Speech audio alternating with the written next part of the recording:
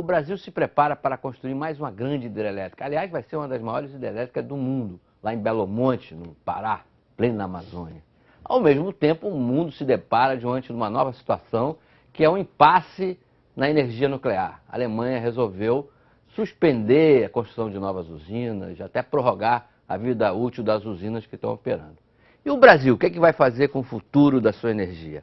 Esse é o tema do nosso Conta Corrente Especial, para o qual convidamos o consultor, especialista em energia, Adriano Pires, que é diretor do Centro Brasileiro de Infraestrutura, e o presidente da empresa de pesquisa energética, Maurício Tolmasquim, essa empresa que auxilia o governo no planejamento do setor energético brasileiro. Aliás, ele vai lançar um livro, o novo modelo do setor elétrico brasileiro, nos próximos dias vai estar aí circulando, com um prefácio da presidente Dilma Rousseff, que foi ministra das Minas e Energia, também conhece bastante o assunto.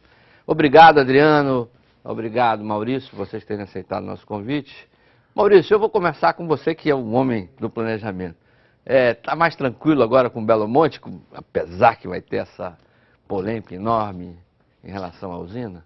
Estou sim, acho que Belo Monte é muito importante para o Brasil, sob todos os aspectos. Tá? A hidroeletricidade, ela tem um grande valor para o país. Primeiro, é uma fonte renovável, uma fonte de baixíssima emissão de gás de efeito estufa, é uma fonte que tem que ser mostrada muito competitiva e o Brasil tem ela em abundância, né?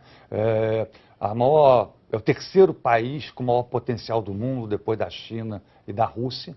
Nós só utilizamos 1/3 do nosso potencial, 2/3 não foram utilizados. E é graças a ela que o Brasil tem uma das matrizes elétricas mais renováveis do mundo. Para você ter uma ideia, 90% da matriz elétrica brasileira, da geração de energia elétrica do Brasil, vem de fontes renováveis, 85% hidrelétrica.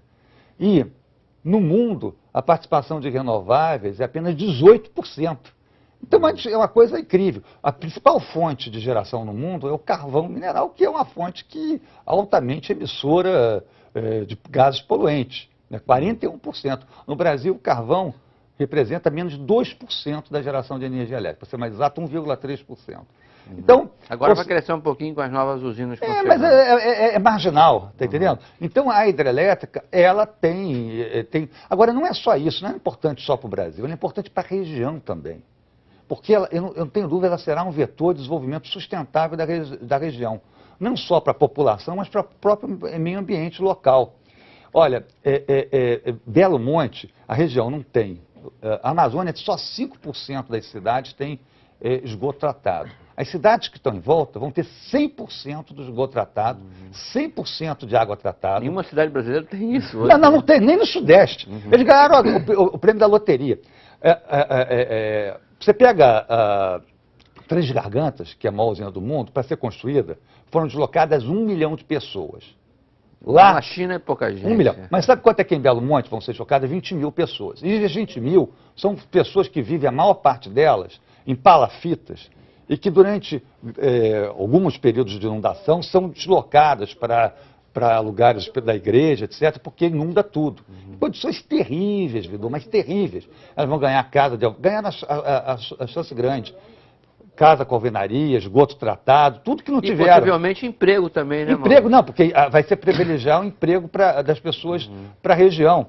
Então, vai se construir escola, estrada, quer dizer, vai se desenvolver. Agora, gerar não mercado local para alimentos, gerar para mercado material. local. Agora, não é só questão da população, o próprio meio ambiente, porque lá estava em vias de degradação. O que acontece? Está entre as obrigações da usina manter unidades de conservação. Tem duas áreas enormes que vão ser mantidos pela usina e que vai fazer um grande corredor de floresta. E esse, do ponto de vista ecológico, tem um grande valor, porque você, quando faz o corredor, a biodiversidade, há uma circulação, né, dessa biodiversidade. Então, isso vai ser graças à usina. A usina também vai ter que recuperar matas ciliares, margem do rio, que estava em vias de degradação, ela vai ter que investir para preservar. Então, ela acaba sendo algo que estava em vias de se degradar, em termos ambientais, ela vai ser obrigada a preservar. São 3,5 bilhões, né, só que a usina vai botar, mas não é só a usina, porque o que acontece? Pela primeira vez, também se criou um programa de desenvolvimento sustentável do Xingu, e o governo vai junto, vai o poder público junto com a usina. Né? Então, eu não tenho dúvida que tem aí um avanço grande. Vamos ver aqui o outro lado. Quer dizer, o outro lado, eu sei que também o Adriano é um fã das hidrelétricas, mas no caso é um projeto polêmico, né? Com certeza. Eu acho que Belo Monte é um projeto que é necessário para o setor elétrico brasileiro, não tenho dúvida quanto a isso. A gente no Brasil, nós temos um dever de casa grande, que é expandir essa capacidade instalada, porque o Brasil vai crescer muito, né? Então a capacidade instalada tem que crescer também e o Brasil tem que usar todas as fontes de energia que ele possui, inclusive a hidrelétrica, né? Agora, eu acho que Belo Monte... Inclusive não, principalmente. Principalmente. Mas acho que você também tem... Hoje você acha que o dever de casa, Vidor, é diversificar essa matriz elétrica. Eu acho que o Brasil tem que implantar daqui para frente um sistema hidrotérmico, entendeu? Porque eu acho que o gás natural vai ser muito importante, por exemplo, porque essas hidrelétricas do tipo Belo Monte são as chamadas hidrelétricas a fio d'água. Então você não vai ter mais aqueles grandes reservatórios onde você pode fazer reservas de água, aquele planejamento plurianual. Então você vai ter que ter alguma fonte, na minha opinião, térmica, para firmar essa energia, para você não ter problemas de oferta no futuro. Mas pegando Belo Monte especificamente, a minha crítica a Belo Monte é a condução, como é que foi feito o processo, né? Eu acho que você fez uma licitação no ano de eleição, que não é um ano, acho, ideal para se fazer uma licitação da magnitude Belo Monte. Você acabou que o consórcio que ganhou Belo Monte, você tem 3 consórcios em Belo Monte. Quem ganhou a licitação era um consórcio, quem assinou o contrato era outro consórcio, e agora que foi dada a licença de instalação, já é outro consórcio. Nós estamos chegando agora, finalmente, na composição com empresas que têm capacidade técnica, econômica, financeira para fazer uma obra desse porte. Eu acho que essa licença de instalação que o IBAMA deu essa semana, eu acho que com muitas perguntas sem resposta. Então a minha crítica é que Belo Monte é um bom projeto, mas faltou muita transparência, né? O próprio custo da obra, se falava em 19 bilhões de reais, agora já está se falando em 26, 27 bilhões de reais. Tem gente que fala que vai ser mais de 30. Então Você já fez uma obra na sua casa? Não, um reparo lá? Com certeza. O orçamento bateu? Nunca bate, mas quando você fez a licitação, o argumento do consórcio que não compareceu na licitação é que era impossível fazer Belo Monte com aquela tarifa e com aquele investimento. Por isso que ele se ausentou da concorrência. Pelo menos foi o que a gente leu nos jornais. Então ele falou, eu não vou comparecer lá, porque com 19 bilhões eu não consigo fazer essa obra. Talvez, mas, Adriano, só para ficar tranquilo, quer dizer, a tarifa que foi leiloada, que é 78, ela tem que ser mantida. Quer dizer, não existe equilíbrio econômico-financeiro. Então, o que acontece é o seguinte, ou você constrói com esse valor, ou você vai ter um prejuízo, ou seja o que for. É claro, tem um pedaço da energia que é para o mercado livre que você pode vender um pouco mais caro, mas, de qualquer jeito, o consumidor que está ligado à distribuidora, ela não tem como sofrer com eventuais custos a mais. Então tem que caber dentro do processo. Que Belo Monte foi um retrocesso em relação à licitação do Madeira, por exemplo. Madeira, Giral e Santo Antônio, foi uma licitação muito mais organizada, disputadíssima, onde quem está tomando o risco de Giral e Madeira são empresas privadas. Tá certo? O governo está lá, mas está numa posição minoritária. Belo Monte é o contrário. Você voltou a dar ao governo a posição majoritária. Entendeu? Então, na majoritária, porque você tem lá os fundos de pensão, que é o governo. Mas é privado. Mas o governo sempre usa os fundos de pensão atualmente como se fossem empresas estatais. Então eu acho, por exemplo, que foi um retrocesso se você olhar o leilão do Madeira comparando com o leilão de Belo Monte. Bom, mas agora está feito. Já atravessamos o Rubicão, né? Exatamente. Mas eu acho que você vai ter muito problema, né? Acho que o Maurício concorda comigo. Os problemas não pararam ainda. Infelizmente ou felizmente, né? Depende de cada um, você ainda vai ter muito problema com o Ministério Público em Belo Monte, ainda vai ter paralisação de obra. Então a coisa ainda vai render muito. Você ainda vai fazer outras contas correntes sobre Belo Monte. Ah, claro. A obra vai durar 8 anos. Vamos fazer um rápido intervalo e já voltamos.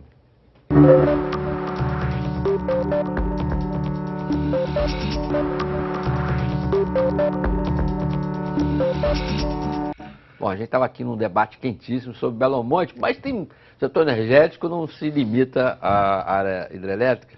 Eu queria colocar para vocês a discussão sobre a energia nuclear. Quer dizer, tivemos esse trágico acidente de Fukushima lá no Japão, foi terrível.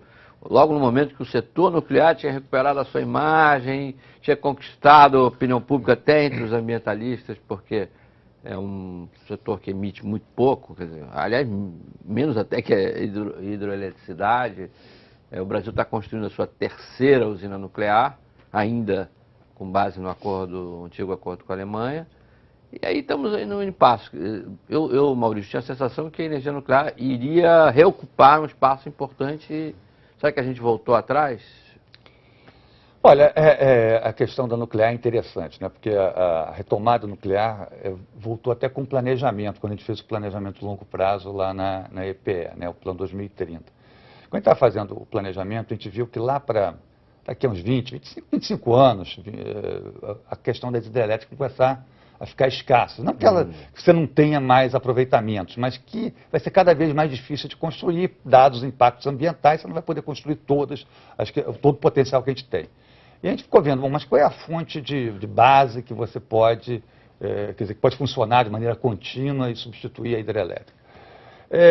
A térmica a carvão, para você pensar daqui a 25 anos, dado problemas hoje de emissão, é difícil imaginar ela funcionando, substituindo diretamente. A gás, na época, o gás estava muito caro. Hoje até o gás abaixou, houve depois disso pré-sal. Então o gás aí entrou no jogo de novo, ele estava meio ali fora, hoje ele tem uma possibilidade.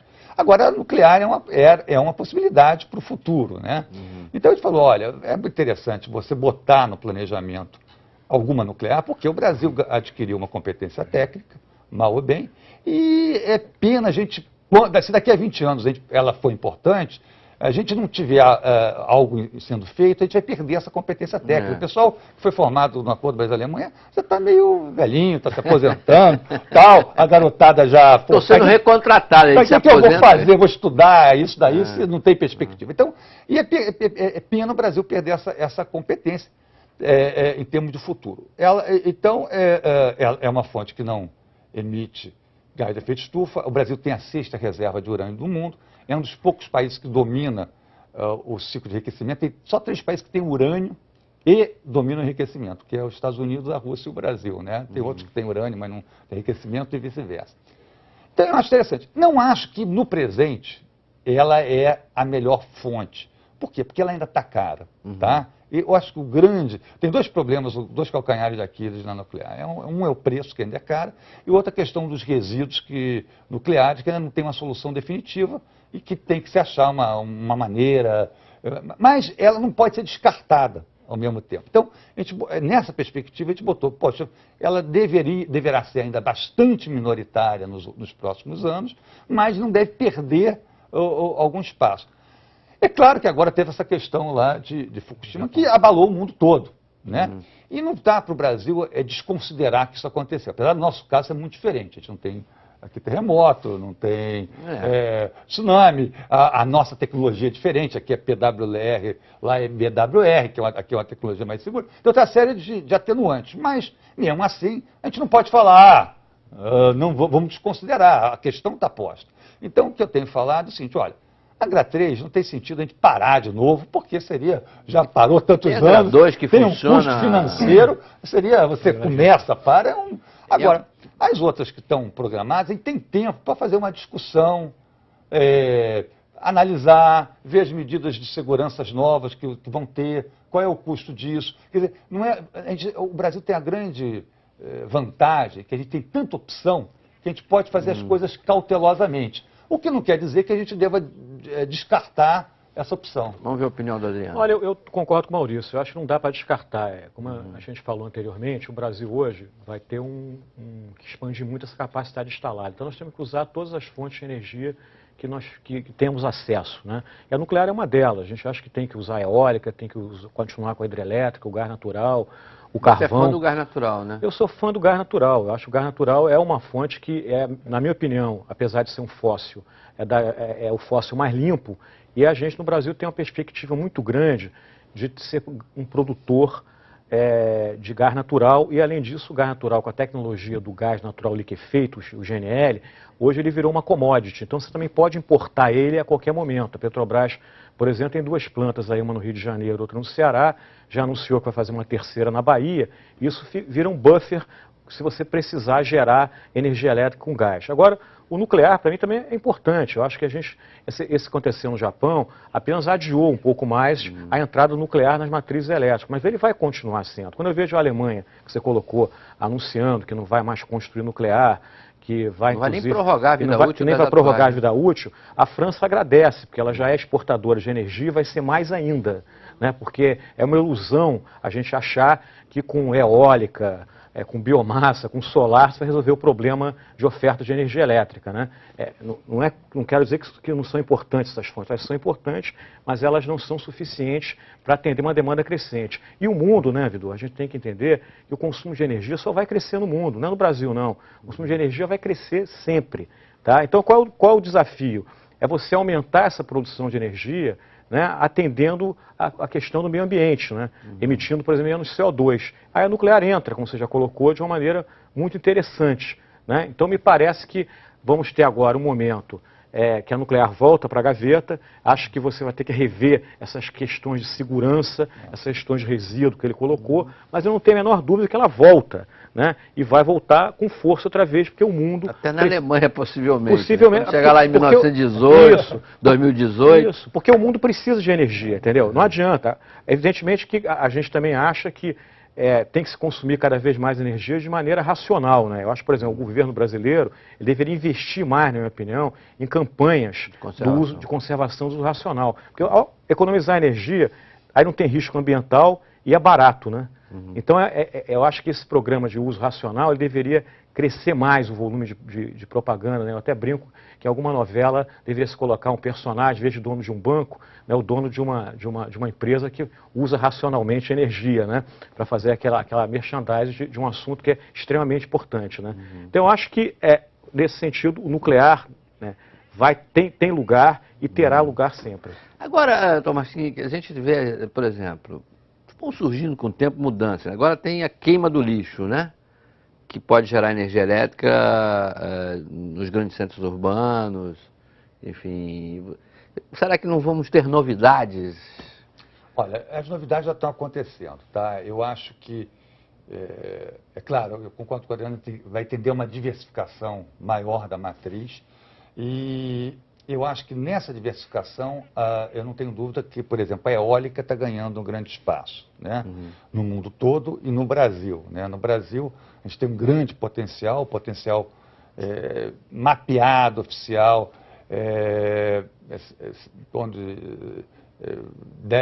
equivale a 10 Itaipus, 140... 10 Itaipus? Em potência, né? Não em energia, mas em potência seria isso, 140 mil megawatts, mas foi medido com torres a 50 metros de altura. Hoje, os aerogeradores têm mais de 100 metros, então essa altitude pode ser até o dobro disso, tá? Então, o potencial é muito grande. Uma coisa interessante que tem sinais, a gente está até fazendo estudos, que existe uma correlação entre a geração de energia hidroelétrica e os ventos, pelo menos no Nordeste. Os ventos sopram mais forte quando a hidrologia está pior. Então, isso é uma coisa muito interessante e que dá um valor grande. E tem tido um crescimento muito grande da eólica no mundo e o Brasil tem fábricas de equipamentos se instalando. A gente tem 4 fábricas já produzindo equipamento aerogeradores no Brasil, né? Então, isso vai crescer. Outra área que é muito brasileiro, né, é a questão do bagaço da cana, né? Que como o etanol cresce, você tem um bagaço e com o bagaço pode gerar eletricidade. E o bagaço era queimado de maneira ineficiente e agora virou um negócio, né? Você bota caldeiras até de 100 bar, gera mais vapor, gera excedente e vende para a rede, que é totalmente racional. E geralmente essa energia vem quando também a hidrologia... E também, por quê? Porque a safra da cana, que é de maio a novembro, ocorre quando a hidrologia está pior no sudeste. Menos chuva, né? Menos chuva. Então também é complementar. E é interessante que vai aumentar também, porque agora São Paulo já não pode mais, até 2014, ter que acabar todas as queimadas, né? E quando acaba a queimada, o que acontece? As pontas e a palha é mais biomassa. Uma parte tem que ficar no solo por causa de adubação, etc., do solo, uma parte você pode recolher. Tem um problema de custo de recolher, mas é mais energia. Então eu estou falando assim, vai vir novas energias aí, não tenho dúvida nenhuma. Agora a gente vai ter que, eu acho que só para fechar, a gente só não deve ter uma ilusão que elas vão substituir as outras, elas vão complementar. Isso que a gente tem que entender. Então, às vezes, fica uma guerra, tipo uma guerra santa entre as fontes. Eu tenho que derrubar a outra para poder conseguir meu espaço. E tem que saber que tem espaço lugar para todo mundo, né, Adriano? Eu acho que tem lugar para todo mundo. Cada energia tem uma característica específica, né? Eólica, biomassa, ela tem uma energia segurada muito baixa, se você comparar com as térmicas, por exemplo, né? Então sua energia eólica só tem quando venta, né? Se ventar não tem energia, né? Hidrelétrica quando tem chuva. Mas a energia elétrica ainda tem um reservatório, né? A biomassa, o bagaço de cana também, você tem muito bagaço na época da safra, né? Mas depois você não tem tanto bagaço assim para gerar energia. Então ela é importante. Agora é uma energia que não assegura tanto como uma térmica, né? Como o carvão, como o gás natural. Por isso que o Maurício tem razão que são energias complementares, elas não são substitutas, né? Então, agora, eu acho que o Brasil, ele está passando por uma fase em termos de energética, onde a gente deveria, em função de biomassa no Sudeste, eólica no Nordeste, gás no Rio de Janeiro, Espírito Santo, gás na Amazônia, a gente deveria descentralizar um pouco, Vidor, essas decisões de política energética. Eu acho que a gente deveria, essa centralização de política energética, ela vem dos governos militares, né, dos regimes autoritários. É uma característica de regime autoritário centralizar a decisão. Então, eu acho que no Brasil democrático que a gente está vivendo hoje, eu acho que uma modernidade, né, seria a gente descentralizar um pouco mais as decisões de política, e com isso eu quero dizer, ouvir mais os estados, ouvir mais municípios, né, porque o Brasil é um país continental. Bom, eu até faço a provocação que esses leilões, por exemplo, que eu acho uma ideia interessante, o leilão, por que não pensar em fazer leilões regionais, por exemplo, né? Então, acho que isso aí, a gente deveria também caminhar um pouco nessa direção, porque é uma direção da modernidade. Olha, como o Maurício está doido para responder, mas sabe o que acontece, Maurício? Nosso tempo acabou. E como o Adriano chamou a atenção, dá para a gente fazer 50 contas correntes especiais só sobre Belo Monte, mais 50 sobre energia nuclear, 50 sobre energia... Faltou petróleo. Um tema fascinante. A energia move o mundo, move o planeta. Dois especialistas aqui, nós conversamos com pesquisadores de energia, conhecem profundamente, então a opinião de cada um aqui tem um valor. Maurício, já mostrei o livro, vou mostrar de novo, sobre o novo modelo do setor elétrico brasileiro, com prefácio de Dilma Rousseff, já presidente. Adriano Pires, presidente do Centro Brasileiro de Estudos da Infraestrutura. Maurício Tomaschi, diretor, promovi você, presidente da empresa de pesquisa energética, que assessora o governo nesse assunto. Foi um tema, acho que todo mundo gostou, quem nos assistiu. Muito obrigado aos dois, muito obrigado pessoalmente a vocês que nos assistiram.